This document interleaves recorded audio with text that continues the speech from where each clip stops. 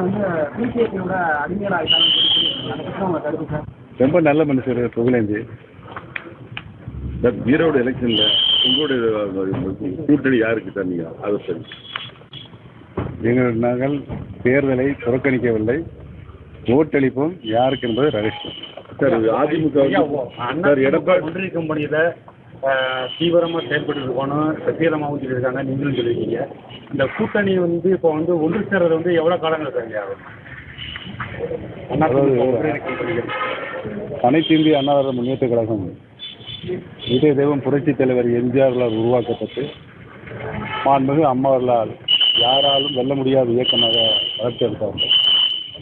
இன்றைக்கு அதிமுக சக்திகள் பிரிந்து கிடக்கின்ற ஒரு சூழல் இருக்கிறது. அனைத்து சக்திகளும் இணைந்தால் தான் எதிர்காலத்தில் எந்த தேர்தல் வந்தாலும் வெற்றி பெற முடியும் என்ற சூழல் இருக்கிறது என்று தெரிவித்துள்ளது.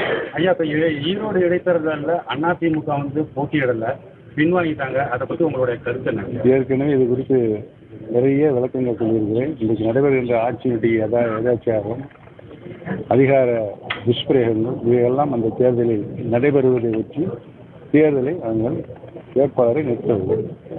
அதிமுக ஒன்றிணைந்த பிரகாரம் இபிஎஸ் வந்து அதில் இடம் பெறுவாராங்க.